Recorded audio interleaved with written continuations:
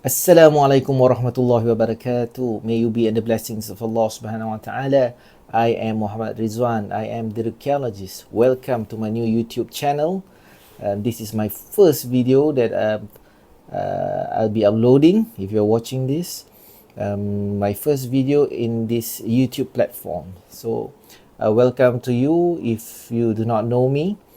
Previously, or rather, usually, I'm using the platform Instagram most of the time. Although I have Facebook and TikTok accounts, but mostly I'm 90% or 95% on Instagram.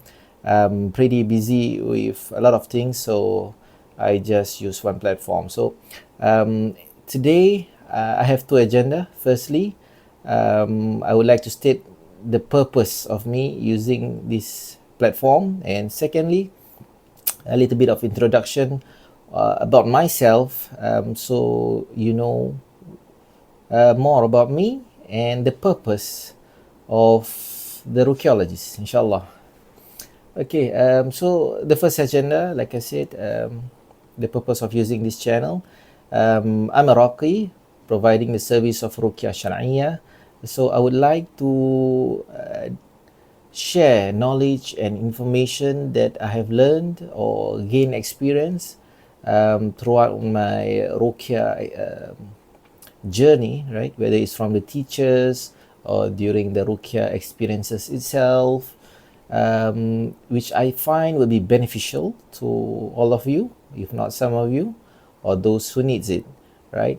And it is also serving as a platform for me to educate important matters that if you engaging my services, right, I have this psychotherapy approach rather, instead of just ruqya, so which requires a lot of talking and explaining. So I find it rather tiring, especially if I have a lot of cases within a day.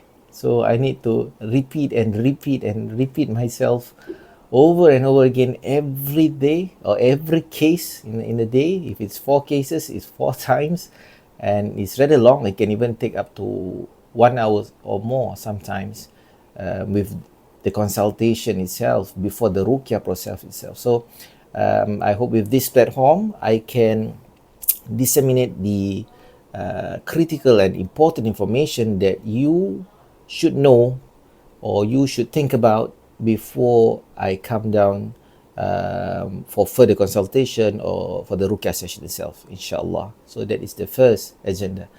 All right, the second part is a little bit of introduction about myself, ta'aruf. For those of you who do not know me, right, I was previously in the civil sector, working for about 20 years in front line, and during those years I've already started performing ruqya at small scales, for families and friends and their acquaintances or their relatives, before I went on full scale after resigning from my previous work. Okay, so let's start a little bit on before I start on the ruqya itself, my background in ruqya. Maybe I touch on something shorter, which is my Islamic background, because as we know, I am in ruqya Shar'iyya, so the knowledge on Islam, at least the basic, is important. Firstly, at the time of this video, I am not an ustaz. I did not apply for ARS yet. At the moment, I have no intention, because I am not teaching any Islamic subjects per se, and my knowledge is not enough to me. It's not enough to be a proper ustaz. Also, although a lot of people like to call us Rakis as ustaz, right? Just for the record, I am not. I did not apply for ARS. Maybe in the future, Allah Alam. But in terms of basic knowledge, I have a bachelor degree in Islamic Revealed Knowledge and Heritage by IIUM, Alhamdulillah. Completed it last year, and at the point of this video being recorded, I am currently also doing my third year, second semester. So I have 1.5 years left in Bachelor of Science in Islamic Psychology with International Open University by Dr. Bilal Phillips, inshallah, if everything goes well. 1.5 years to go, right? And I have also actually submitted, and it has been accepted, a master's program with ISTAC. ISTAC is under IIUM too, if you all guys, if any of you know. So I have done up my research proposal. It has been accepted. I have been given the letter or the offer, right? But at this present moment, I haven't clicked the acknowledgement button yet, because I'm still weighing whether I can juggle all my commitments in life, in Ruqyah, in academics. There is too many things that I need to consider first before fully committing myself into a master's program. Okay. Yeah, I love to, like most of you, I love to read the Quran, inshallah. Maybe not enough recitation, not enough learning, but I have a little bit of background, or experience learning the Quran with various teachers. My last teacher, I completed the recitation of two qiraat, Hafs and Shu'bah, and Asim, and yes, and also the other one is Ibn Kasir. Yeah, so two. And yeah, there were various courses on Islamic studies here and there. Yeah, not worth mentioning. It's just for my own knowledge. Yeah. So the point is, I have a little bit of basic knowledge on Islamic principles, and inshallah, with the hope that it will guide me to stay on the Sharia path, inshallah, right? Okay, then on my background in Ruqyah Sharia, so I started in, it could be 2018, I might be wrong, but I think it's 2018.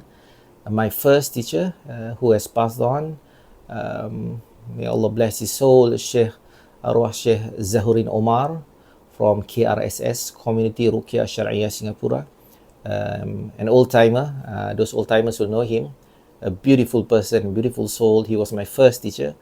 I spent, I think, about 3 years learning with him in a class. There were other classmates, and we had the opportunity, alhamdulillah.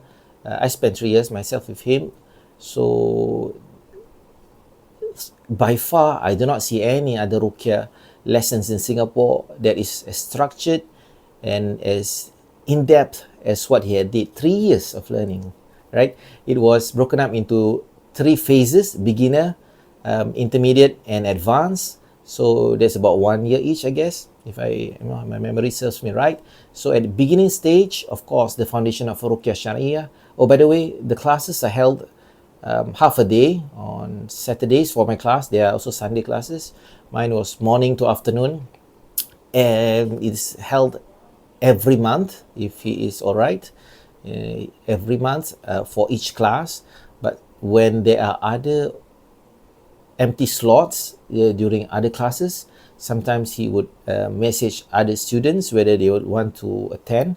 So sometimes he'll ask me to. So if I'm free, I'll attend. So sometimes it'll be 2 classes per month. So for 1 whole year, yeah, it comes to quite a number of hours sitting with my Sheikh Zahurin Omar, inshallah. So like I said, it's 3 phases. The first stage is the beginning stage, which is the foundation of Ruqyah Sharia.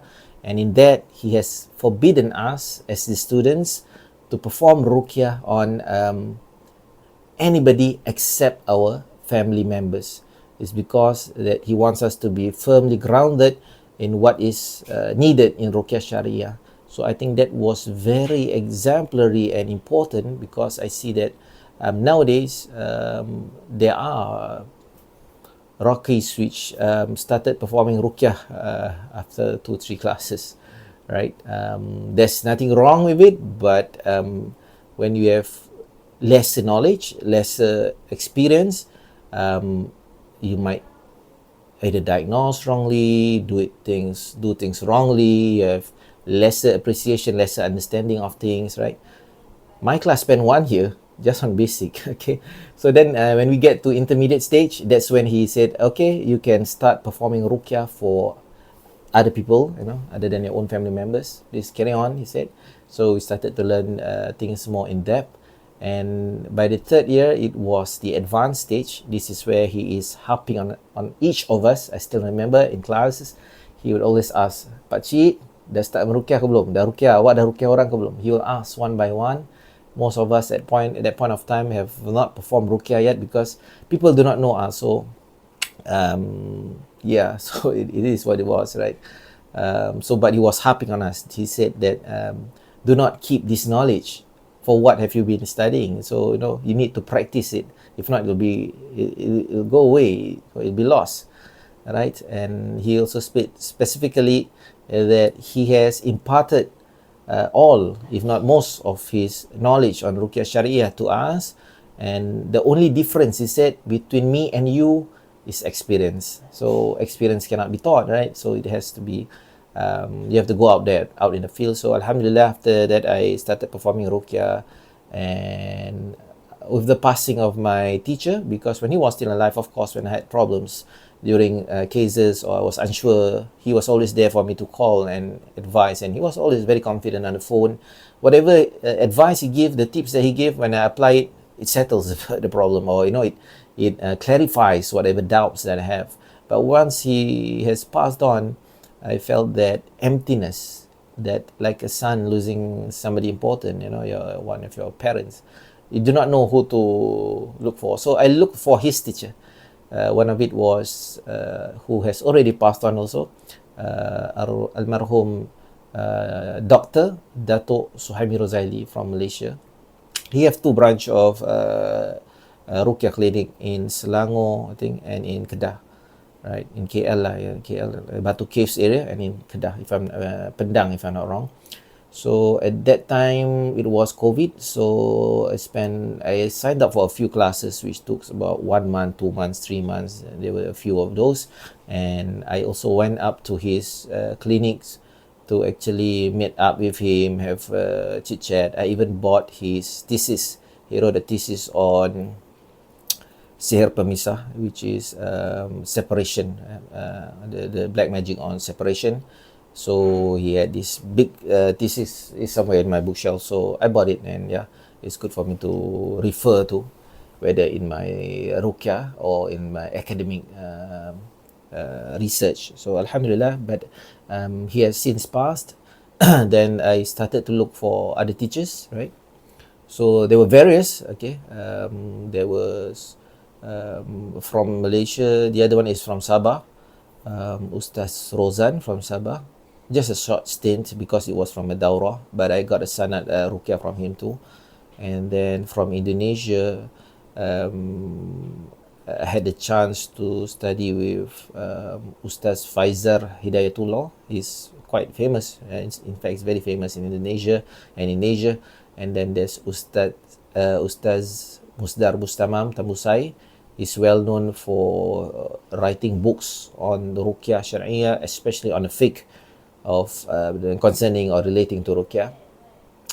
And also I had the opportunity, alhamdulillah, to study with Ustaz Nuruddin Indronesi, right, from Rehab Hati. Ustaz Faizar is from Ashada Yakada, if I'm not wrong. Ustaz Musdar Bustamam, what was his company? I forgot. Allahumma salli ala sayyidina. I can't remember it at this moment. Ustaz Nuruddin is Rehab Hati. Alhamdulillah, in fact, he just came to Singapore. Tomorrow he'll be flying off, and when he was in Singapore recently, these few days, I met up with him, alhamdulillah, and he said that he knows my kind of ruqyah, my concept, everything is aligned with him. And I always say that he is one of the rare teachers whose teaching and approach is 99% or almost 100% in line with what I believe, what I think, the framework in my mind about ruqyah. And I have, alhamdulillah, performed ruqyah on patients related to cancer, stroke, autoimmune diseases, those kind of diseases. So he has offered and nominated me initiated me to be in this pool of Ruqy, which he termed or he called specialist in Ruqyah for cancer and of course autoimmune diseases. So he has only 40 total of these specialists from his, I do not know, hundreds of Ruqys all over Malaysia and Singapore and Indonesia. So Alhamdulillah, I'm the first one to be initiated by Sheikh Nuruddin. So it was an honor. Although I wasn't sure if I should take up this role. It's such a heavy responsibility. But he said that he believes strongly this was an answer to his prayer, because he was asking Allah that he wants to have an arm of Rehab Hati in Singapore to assist Singaporeans, especially in the issue related to cancer and autoimmune diseases. So, when he came to Singapore and, remembered me and, so he said I was the person, and inshallah, I try to live up to his expectations, and inshallah. And then, on to other teachers. With the ulama, I have the opportunity to sit with a few daurah. I can remember 2 or 3 daurahs with Sheikh Said Abdu from Egypt, and I think at least 4 daurah with Sheikh Abu Bara Usama Ma'ani from Jordan. Of course, when they come down, I will in the future. I will again, if God allows, I will go again, inshallah, to update knowledge and to be motivated to perform Ruqyah and stay in this field, inshallah. Besides Rockies or experts or masters in Ruqyah, I also had the opportunity to learn from experts in other fields. For example, Dr. Sagiran, he's a surgeon, if I remember correctly, he's a surgeon from Indonesia who has set up a clinic having 2 departments, Ruqyah and also medical department. You can Google him up. There is a history to it. And then there's also Dr. Agus Rahmadi, which is fabulous. When I attended his talk, he stole the show, because his clinic is more inclined towards advocating herbal treatment, the prophetic traditions of food or Salat Tahajjud. So he will reduce the pharmacological medicines and then increase the intake of herbal remedies. So it was very interesting. But I'm sure it's not easy to be able to diagnose and prescribe the right amount of herbs needed. It was very interesting. Mashallah. Maybe in the future, if I have the opportunity, I would really love to learn from Dr. Agus Rahmadi again, inshallah. So did I miss anybody? There was others, like when Ustaz Nuruddin was in Surabaya, there was Ustaz Abu Al-Maududi. Mashallah, he was great too, if the same level with Sheikh Nuruddin. Right? That is what I remember. There might be 1 or 2 more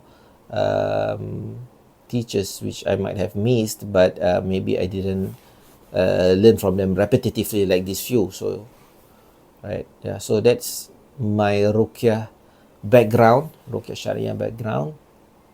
So inshallah, of course, with all these teachers, you must understand they have different perspectives on things. They have different concepts. The ulama, they have different opinions on things. Sometimes I would ask one question to different scholars and they would give me different answers. There's no right or wrong answer, but they will give the reason to why they said so. Same like mazhab, we have 4 mazhab right currently, so they have different opinions on things, same as Ruqyah Sharia. So the purpose for me to know all these things so that I know whether it's okay, to follow this, it's okay to follow that. So we as Rockies, we do not criticize another Rocky in his approach, because why? Sometimes you don't even know what makes us sure that our method is the only right method. Perhaps that person is following another opinion from another ulama. So who am I to say that his method is wrong? Unless the ulama has unanimously agreed that this method is wrong, or it is clear-cut transgressing the Islamic principles or the Sunnah Rasulullah Sallallahu Alaihi Wasallam, then yeah, that's clear-cut, right? Yeah. So inshallah, my first video after this is ready because I've recorded prior to this, inshallah. So inshallah, I hope I can get it up as soon as possible. Yeah. How often will I post videos? It really depends. Like I said, I have a lot of commitments, and my purpose of setting up this YouTube channel is not an entertainment. It's not to get people to come and get to know me so that you will call me for ruqyah. No, I don't really believe in that. To me, whoever Allah sends, to me I always dua, whoever Allah send to me, let it be a meeting that He is happy about. I do not want a meeting which which incurs His wrath, right? Let it be something that He bless, inshallah. So yeah, I have a lot of stories, or a few stories which regarding that too. But inshallah, if I have the opportunity, we can share about it, inshallah. So if you have anything to ask, you can comment inside the comment. If not, you can even WhatsApp me. My number is on my social media website or Instagram. And if you want me to talk about any specific topic or subject matter, if I know about it, maybe I can discuss. This is a low budget YouTube channel, so please don't expect high quality podcast stuffs like the other guys, right? I'm not all out like them, mashallah. They are all superb. They are different level. This is just sharing of education about knowledge lah. Not much of a content creator, and I apologize. I really apologize. It's not that I do not want to commit to it, but I seriously have a lot of other commitments, so I need to prioritize the things that I do or put my time into. I hope you guys understand. Whatever it is, I hope that Allah will bless this initiative, and it will bring benefit lah to the ummah, inshallah. With that, I see you again. Assalamualaikum warahmatullahi wabarakatuh.